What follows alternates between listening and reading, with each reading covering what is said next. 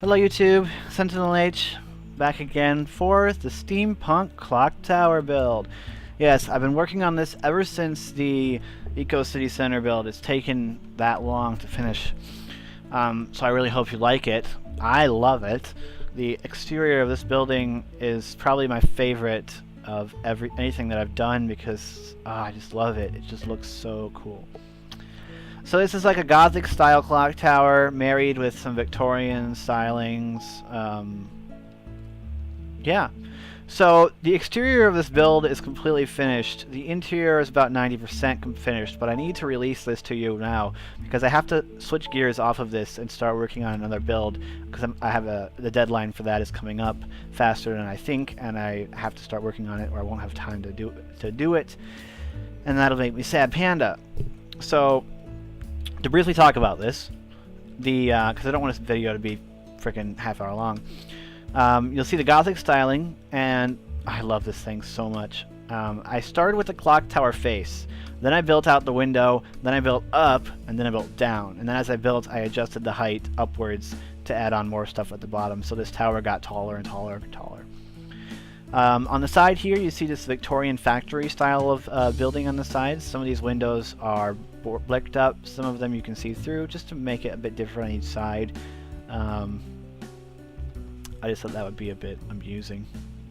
That's how it is on the reference image. I used nether brick blocks to give a sort of discolored look to the top of the stack. From a distance you don't see the texture of it so much, so it really kind of looks cool. We'll talk about the front in a moment when we're ready to go through.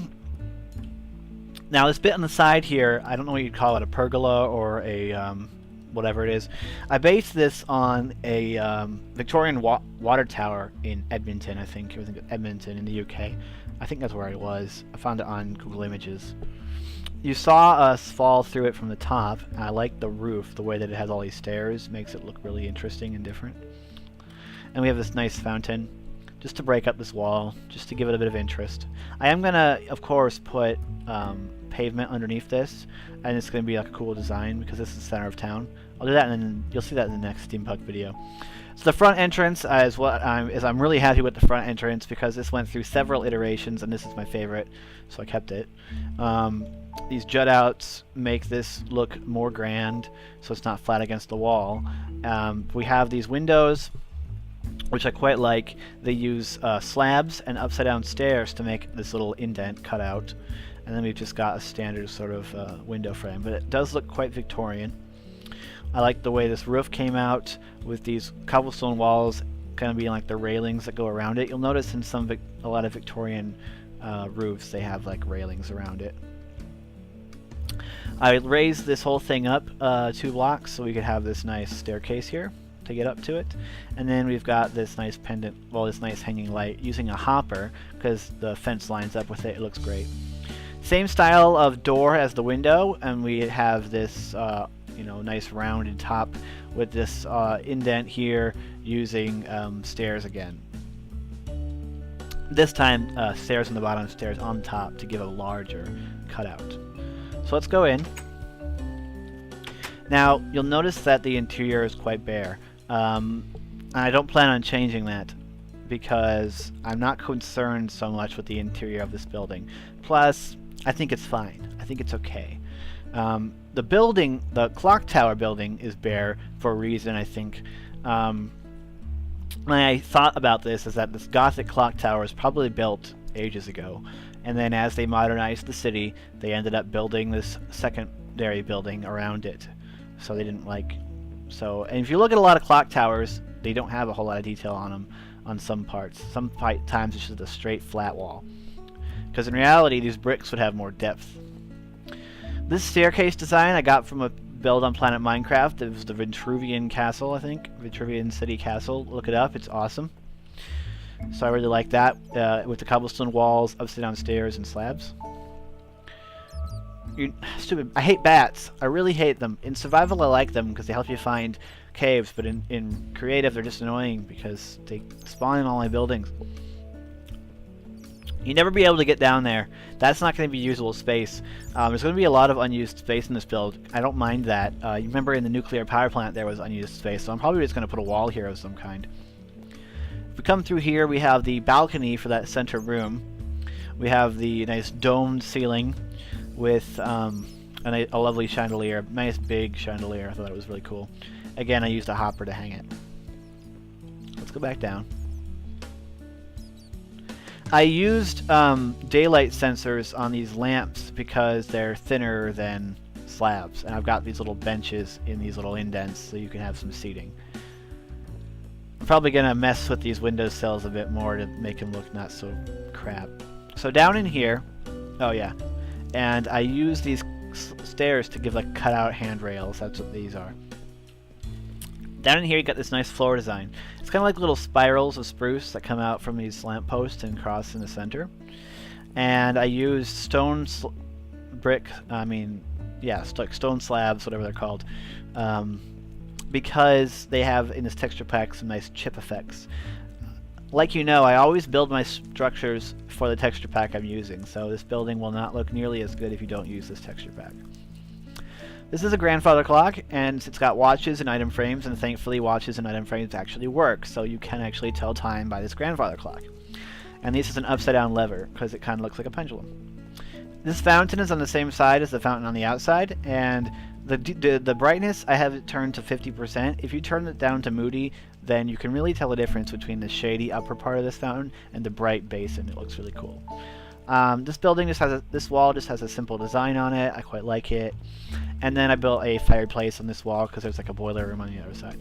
I lit this wall on fire once, so I had to get rid of the fire on the edges, but I didn't want to shrink the fireplace down because I quite like the size it is for the room. I really like this room. It came out really nice. Let's go not open to the public area. This is the maintenance area. First we'll go through here. This is just a bare bones little hallway. I'm probably going to shrink it down by a block or two. Maybe not so tall. This is just a maintenance hallway, and this is just a maintenance room, so I don't care to decorate it because only maintenance workers are ever going to see it. So this is the clock winder. You can pull the switch and it tells you that the machine is on. And this is a boiler. That's why we have that smokestack. And then when this machine's on, this gear turns, which turns this gear, which rotates this wheel that has this chain on it, and that winds the clock. The chain runs through this hole in the wall, and this is the little hut you saw from the exterior, just there to cover up the chain. Because you wouldn't want the chain to be exposed to the elements, and you wouldn't want a hole in your ceiling. If we go up the stairs, I'm just going to fly up, we get to this part. Probably about 8 or 9% of the 10% that I have left to work on for the interior is just building the catwalk for this area. But it's actually going to be easier to show you around this area without the catwalk, so it kind of works out. So these are the clockworks. This is the winding chain. And now I'm going to briefly explain how I imagine this clock would work. So when this clock winder fires up, it'll turn this wheel counterclockwise. That'll wind the counterweight back up. Now I do have to put some pulleys in here to make the counterweight come over here and then come over here, because I want the counterweight to be in this corner, because obviously there's nowhere for it to go right here. So we've got this ratchet here on this wheel for when it's winding to keep it from springing back. And then as this excuse me, my throat's getting really dry. As this counterweight goes down, it rotates the main, the great gear down this way, which turns the pinion, which turns the drive gear. And this gear rotates, which rotates this gear, which would come up this shaft, rotates this wheel with this chain, which rotates this, which turns the universal gear assembly, which runs the clock faces. And this is pretty much how real clocks work. And this gear assembly makes it so that the hour hand runs 12 times faster than, the minute hand runs 12 times faster than the hour hand.